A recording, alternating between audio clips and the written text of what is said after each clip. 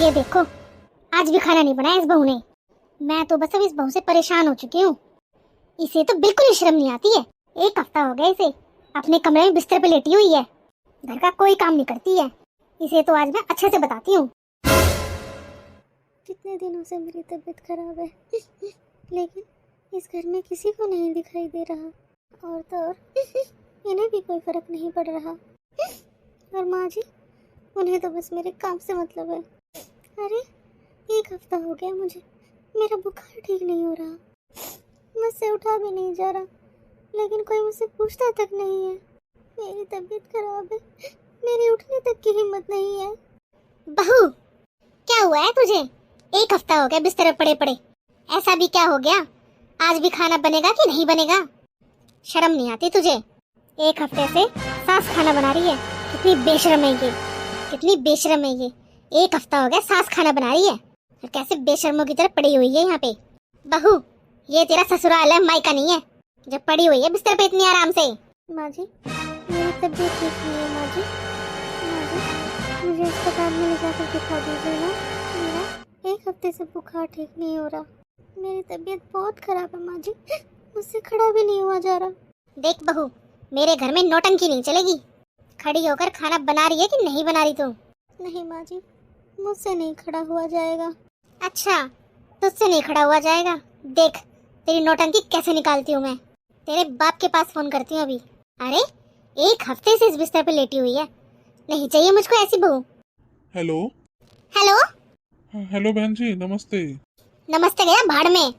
यहाँ आकर अपनी बेटी को साथ लेकर जाइए अपने। मुझे नहीं चाहिए ऐसी बहू।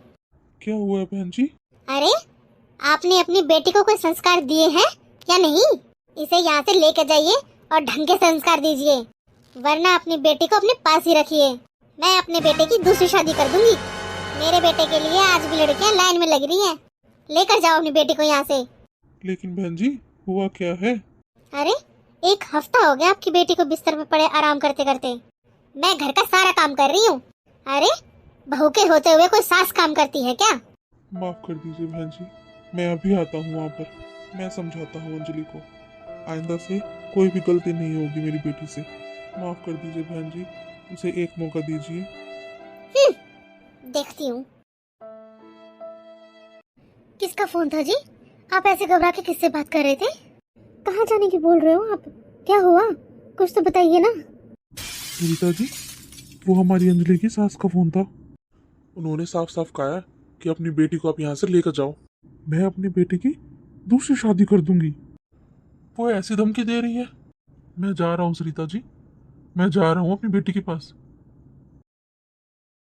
अरे ऐसे कैसे बोल सकती है वो मेरी बेटी को? लेकर जाओ, ऐसा क्या हो गया वहाँ पर? लेकिन सच में माँ जी, ऐसी क्या बात हो गई वहाँ पर जो उनकी सास ने पापा जी से ऐसे बात करी? हेलो, आप जल्दी से घर पर आ जाइए। अरे रेनू, क्या हुआ? वो सब छोड़िए, आप जल्दी से घर पर आ जाइए। अभी अभी पापा जी के पास अंजलि दीदी की सास का फोन आया था। उन्होंने पापा जी के साथ बहुत गलत गलत बातें करी हैं। आप जल्दी से आ जाइए, पापा जी वहीं पर गए हैं। आप जाइए उनके साथ। क्या? हाँ जी, आप जल्दी से जाइए ना वहाँ पर, देखिए ना वहाँ पर क्या हुआ है। ठीक है रेनू, मैं अभी निकलता हूँ ऑफिस से। और सुनो, तुम माँ का ध्यान रखना। माँ जी, आप ऐसे परेशान मत होइए। आइए, आप यहाँ सोफे पर बैठिए, वरना आपकी तबीयत खराब हो जाएगी। बहू, ना जाने मेरी बेटी के साथ क्या हुआ होगा वहाँ पर। एक हफ्ते से मेरी बेटी को फोन नहीं मिल रहा है, मैंने भी ध्यान नहीं दिया बहू। मैंने सोचा मेरी बेटी घर के कामों में व्यस्त होगी, क्यों परेशान करना उसको, इसलिए मैंने ध्यान नहीं दिया। मेरी ही गलती है सारी। पता नहीं वहाँ मेरी बेटी के साथ क्या हुआ है। बहू, मुझे टेंशन हो रही है, पता नहीं क्या हुआ है मेरी बेटी के साथ। मेरी बेटी ठीक तो है ना? माँ जी, सबसे पहले तो आप शांत हो जाइए। आप इतनी टेंशन मत लीजिए माँ जी। अगर आप ऐसे करेंगी तो अंजलि दीदी को कौन संभालेगा? सब कुछ ठीक ही होगा माँ जी। और अब तो आपके बेटे भी गए हैं ना वहाँ पर, पापा जी और ये दोनों संभाल लेंगे बात को। आप टेंशन मत लीजिए माँ जी, आप थोड़ा आराम कर लीजिए। बहन जी, आ गए आप लोग। मुझे तो ये समझ में नहीं आता कौन सा मुंह लेकर आ जाते हो बार बार यहाँ पर? आज आप मुझे ये बताइए कि आपने अपनी बेटी को कौन से संस्कार दिए हैं? ना ही तो उसमें बोलने का ढंग है, और ना ही उसे रहने की तमीज है, और ना ही वो अच्छे घर की बहू लगती है। घर का काम वो करती नहीं है। आप लोगों को थोड़ी बहुत भी शर्म नहीं आई? उस जाहिल गवार की शादी मेरे बेटे से करवा दी आपने। अरे आपको थोड़ी बहुत भी शर्म नहीं आई क्या? आपने मेरे बेटे की जिंदगी बर्बाद कर दी। अरे मेरे लड़के के लिए एक से एक लड़कियों के रिश्तों की लाइन लगी हुई थी। पहली बार मेरे पापा की किसी ने ऐसी बेइज्जती की है, और मैं कुछ नहीं कर सकता, क्योंकि यह मेरी बहन का ससुराल है। हम लड़की वाले हैं ना। अगर इनकी जगह कोई और होता ना, तो मैंने उनका मुंह तोड़ दिया होता। मेरे पापा की इतनी बेइज्जती। अरे शर्म कीजिए, थोड़ी शर्म कीजिए। या बेटी को पैदा ही किया था मेरा घर बर्बाद करने के लिए? ना खाना बनाने का ढंग है, ना ही घर का कोई काम करने का ढंग है। और तो और आपकी बेटी को मैं दो लोगों के बीच में नहीं बैठा सकती हूँ, क्योंकि उसमें बात करने का भी ढंग नहीं है। अनपढ़ गवार जाहिल है वो, जाहिल। लेकिन नहीं बेटा, ये तुम्हारी बहन की ससुराल है। हमें शांति से ही मामले को सुलझाना होगा बेटा। तुम शांत रहो। अरे वो तो शुक्र है कि आपकी बेटी को मेरी जैसी सास मिली है। अगर मेरी जगह कोई और होती ना, आपकी बेटी की हालत खराब कर देती। अब यहीं पर खड़े रहोगे क्या? अपनी बेटी से मिल लो कमरे में जाके। एक हफ्ते से पड़ी है बेड पर। अच्छे से समझाना अपनी बेटी को, और ना समझे तो अपने साथ लेकर जाना उसे। महीने, 2 महीने, 4 महीने, जितने दिन अपने पास रखनी है ना रखो, और उसे संस्कार देकर ही मेरे घर भेजना। देखिए भाई साहब, मैं आपको 1 साल का टाइम देती हूँ। अपनी बेटी को अपने साथ लेकर जाइए और उसे ढंग के संस्कार दीजिए, फिर मेरे घर भेजना। और वो ना सुधरे तो हमेशा अपने पास ही रखना। और हाँ, ध्यान रखना, 1 साल के बाद मैं 2 मिनट नहीं लगाऊंगी अपनी बेटे की दूसरी शादी करने में। मेरा आपकी बेटी से कोई वास्ता नहीं रहेगा। उसके लिए इस घर के दरवाजे बंद हो जाएंगे। अब जाइए, मिलिए अपनी बेटी से। अंजलि, अंजलि बहन। पापा, पापा, मेरी कोई गलती नहीं है पापा। ये लोग इंसान नहीं है, ये राक्षस है, राक्षस। पापा, आप खुद देख लीजिए मेरी हालत पापा। मुझे पिछले 8 दिनों से बुखार है, किसी ने लेकिन एक टैबलेट तक लाकर नहीं दी है। पिछले 3 दिनों से मैंने कुछ खाया भी नहीं है पापा, किसी ने मुझसे पूछा भी नहीं। और माँ जी फिर भी काम काम काम के लिए पीछे झगड़ा करती रहती है मेरे साथ। एक बार भी किसी ने ये नहीं देखा कि पिछले 3 दिनों से मैंने कुछ नहीं खाया है। यहाँ किसी को कोई फर्क नहीं पड़ता पापा। और दामाद जी बेटा? नहीं पापा, आपके दामाद जी को, उन्हें तो बिल्कुल भी कोई फर्क नहीं पड़ता। वो तो अपने परिवार की बातों में ही रहते हैं। अब तो पापा ऐसा लगता है कि वो भी मुझसे छुटकारा पाना चाहते हैं पापा। किसी को कोई फर्क नहीं पड़ता है पापा, उनकी पत्नी जिए या मरे, किसी को कोई फर्क नहीं पड़ता है। बस सबको मुझसे काम चाहिए। मैं दिन भर काम करती रहूं तब सब ठीक है, लेकिन मैं 1 हफ्ते से बीमार हूँ, मैंने काम नहीं किया तो मैं इतनी बुरी हो गई पापा। माँ जी ने आपको बुला लिया। मैं यहाँ नहीं रहूँगी पापा, अगर मैं यहाँ रहूँगी तो मर जाऊँगी पापा। मुझे अपने साथ ले चलिए पापा, मैं यहाँ नहीं रहूँगी अब। हाँ बेटा, तेरी ऐसी हालत मुझसे भी नहीं देखी जा रही है। मैं तुझे ले जाऊंगा बेटा। लेकिन बेटा, तू अपने मायके में कितने दिन रहेगी? 1 दिन, 2 दिन, 1 महीना, 6 महीना? फिर तुझे यहीं पर आना है बेटा, क्योंकि यही तेरी ससुराल है। तुम्हें बेटा यहाँ पर एडजस्ट करना ही होगा। जो मैं देख रहा हूँ वो तुम नहीं, तुम्हारे ससुराल वाले अभी बहुत गुस्से में है बेटा। बेटा, अगर मैं तुम्हें यहाँ से लेकर गया तो वो कुछ भी कर सकते हैं। अगर दामाद जी ने तुम्हें तलाक दे दिया तो तुम्हारी जिंदगी नरक बन जाएगी बेटा। पापा, पापा, इससे ज्यादा नरक जिंदगी और क्या होगी किसी की? आपको दिखाई नहीं दे रहा क्या अंजलि की कैसी हालत हो रखी है? अरे ये लोग इंसान नहीं हैं, राक्षस हैं, राक्षस। मेरी बहन इनके साथ नहीं रहेगी। लेके चलो अंजलि को। बेटा, तुम नई उम्र के बच्चे हो, तुम्हें कुछ नहीं पता बेटा। बेटा, इस समय जोश से नहीं, हमें होश से काम लेना चाहिए। ये अंजलि की ज़िंदगी का सवाल है, इसलिए तुम शांत रहो और मुझे देखने दो क्या करना है। अंजलि, मैंने कभी भी तुम दोनों बच्चों में कोई फ़र्क नहीं किया। जितना प्यारा मुझे बेटा है ना, उतनी ही प्यारी तुम हो अंजलि। लेकिन तुम समझ नहीं रही हो बेटा। अगर मैं तुम्हें अपने साथ लेके आया ना अभी, तो बहुत बुरा होगा बेटा। लेकिन एक काम हो सकता है बेटा। मैं यहाँ तुम्हारे ससुराल वालों के पास रुकता हूँ और तुम अपने भाई के साथ जाकर दवाई ले आओ। एक बार तुम ठीक हो जाओगी ना बेटा, तो सब कुछ ठीक हो जाएगा। सब कुछ पहले जैसा हो जाएगा। नहीं पापा, आप गलत समझ रहे हैं। आपको समझ नहीं आ रहा पापा, ये लोग आपको बेवकूफ बना रहे हैं। ये मैं बीमार हूँ इसलिए लड़ाई झगड़ा नहीं कर रहे हैं पापा। ये तो पापा जी, मैं ठीक थी ना, तब भी ऐसा व्यवहार कर रहे थे मेरे साथ। मैं सारा दिन घर का काम करती हूँ, लेकिन माँ जी कभी खुश नहीं होती हैं।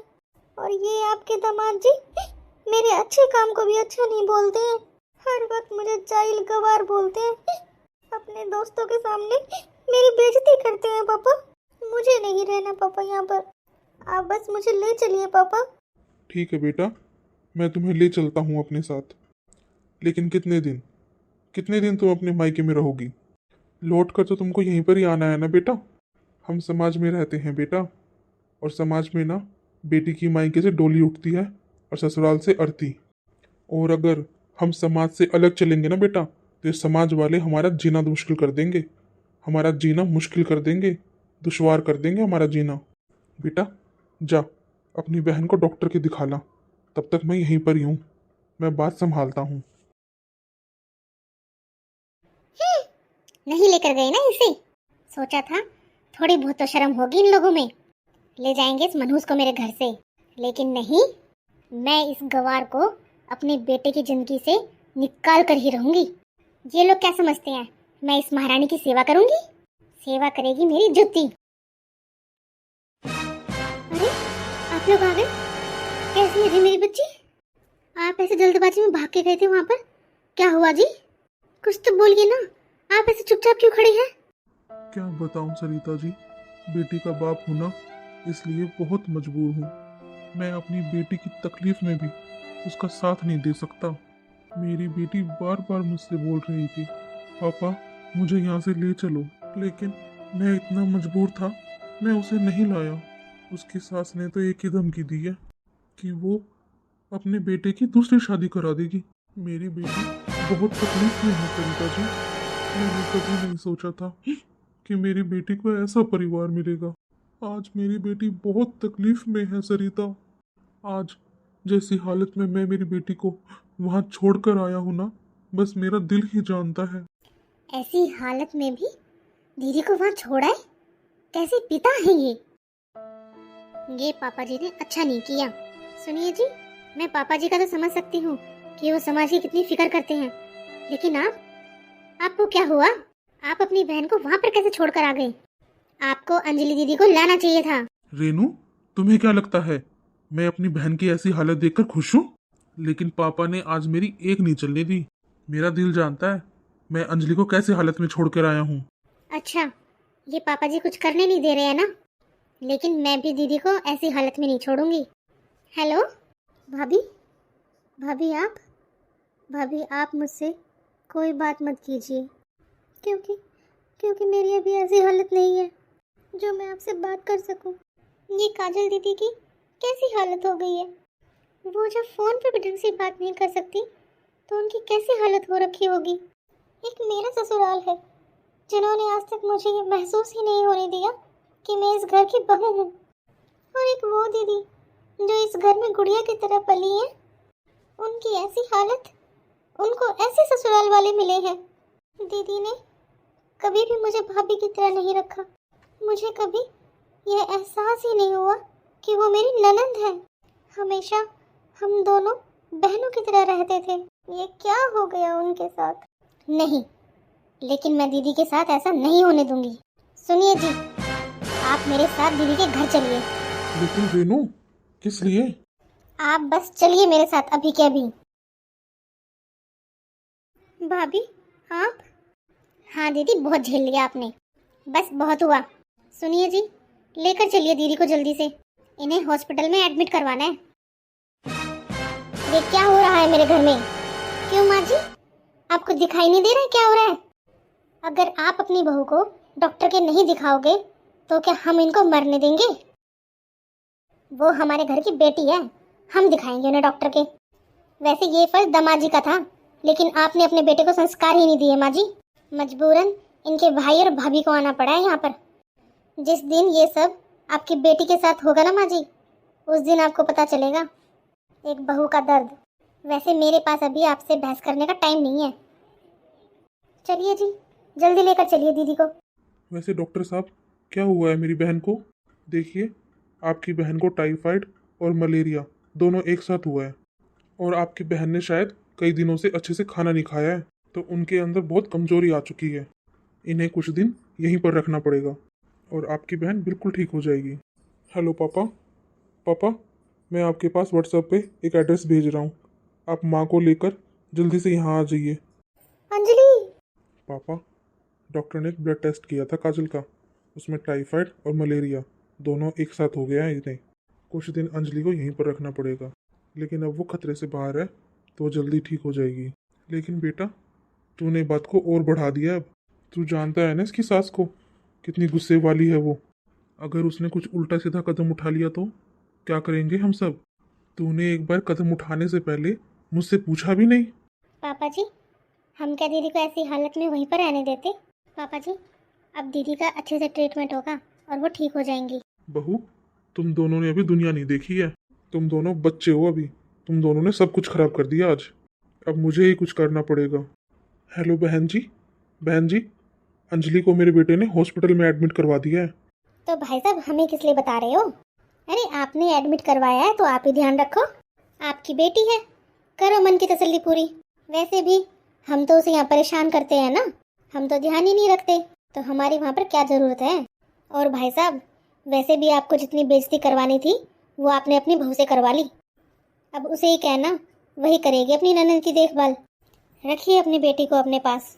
लेकिन बहन जी, बहन जी, मैं अपने पूरे परिवार की तरफ से आपसे माफ़ी मांगता हूँ, हमें माफ़ कर दीजिए बहन जी। लेकिन आप और दामाद जी अगर हॉस्पिटल आ जाते तो शायद अंजलि को बहुत अच्छा लगता, वो जल्दी ठीक हो जाएगी। देखिए भाई साहब, मैं वहाँ आकर आपकी बेटी की सेवा नहीं कर सकती, अपनी बेटी की देखभाल आप खुद कीजिए। और रही बात मेरी और मेरे बेटे की, तो हमारे पास इतना फालतू समय नहीं है जो हम हॉस्पिटल आकर बर्बाद करें। जब आपकी बेटी पूरी तरह से ठीक हो जाए ना, तो छोड़ जाना यहाँ पर। जैसे आपके बेटा बहू उसको यहाँ से लेके गए हैं ना, उनको बोलना वैसे ही छोड़ जाएंगे। पापा जी, फ़ोन मुझे दीजिए। देखिए माँ जी, फ़िलहाल तो अंजलि दीदी बिल्कुल ठीक नहीं है, लेकिन जब वो अच्छी हो जाएंगी, ठीक हो जाएंगी बिल्कुल, तो मान सम्मान के साथ आकर उन्हें अपने साथ लेके चले जाना, क्योंकि वो आपके घर की बहू है। और रही बात दामाद जी की, तो उनको तो यहाँ पर आना ही पड़ेगा, क्योंकि उनकी पत्नी एडमिट है यहाँ पर। बहू, अब तुम बहुत ज़्यादा बोलने लगी हो। अरे इतना बोलना शोभा नहीं देता, वो अंजलि की सास है, लड़के वाले हैं वो। अगर दामाद जी नाराज हो गए तो? सुना तूने क्या कह रहे हैं तेरे ससुर जी? मेरा बेटा दामाद है उस घर का, दामाद भगवान होता है, भगवान। हाँ माँ जी, आपने ये बात बिल्कुल सही बोली है कि दामाद जी भगवान का रूप होते हैं। आपके बेटे हमारे घर की बेटी को ब्याह कर लेकर गए अपने घर में, तो हमारे घर की बेटी की इज्जत और मान मर्यादा का ध्यान रखना दामाद जी का फर्ज है। उनकी पत्नी 1 हफ्ते से बीमार है, पर उन्होंने पूछना भी जरूरी नहीं समझा। ऐसे संस्कार दिए हैं आपने अपने बेटे को, ऐसे दामाद को तो कोई भगवान नहीं कहेगा माँ जी। ऐसा है बहू, मैं जानती हूँ तू बहुत तेज है। अरे तू मुझे पहचानती नहीं है। और सुन, जैसा लेकर गई थी ना अपनी ननद को, वैसा छोड़ जाना, वरना रखना पूरी ज़िंदगी भर अपने पास, हमें नहीं ज़रूरत है उसकी। अच्छा आंटी जी, और क्या करेंगी आप? अपने बेटे की दूसरी शादी कराएंगी? ठीक है, करके दिखाओ आप। शायद आप भूल गई हो आंटी जी, मेरे पापा पुलिस में हैं, मुझे बस एक फ़ोन घुमाने की देर है, फिर आप जानती है ना आपके पूरे परिवार के साथ क्या होगा। आंटी जी, पापा जी वैसे कोर्ट कचहरी के चक्कर में नहीं पड़ना चाहते थे, इसलिए आपकी सारी बातें सुन रहे थे। कि आपसे कुछ नहीं कहा पापा जी ने। पापा जी को इन सबसे डर लगता है, लेकिन मुझे नहीं। मुझे तो घर के बाहर जाने की भी ज़रूरत नहीं है, बस मेरे पापा को एक फ़ोन मिलाने की देर है। क्या हुआ आंटी जी, आपकी आवाज नहीं आ रही है, अभी तो फोन कटा भी नहीं है। तो सुनो, जब दीदी ठीक हो जाए बिल्कुल, तो बिल्कुल उनको मान सम्मान कर लेने के लिए आ जाना। Hello hello hello. मैं तो भूल ही गई थी कि इस रेनू के पापा पुलिस में हैं और उनकी बहुत जान पहचान है। ये तो मुझे और मेरे पूरे परिवार को जेल में डलवा देगी, क्योंकि इसके पापा की बहुत जान पहचान है। ए, कैसे भूल गई मैं। ऐसा करती हूँ, मैं आज पूरे परिवार के साथ हॉस्पिटल चले जाती हूँ। अंजलि के पापा तो बहुत शरीफ हैं, वही समझा सकते हैं इस रेनू को। ये तो बहुत तेज निकली।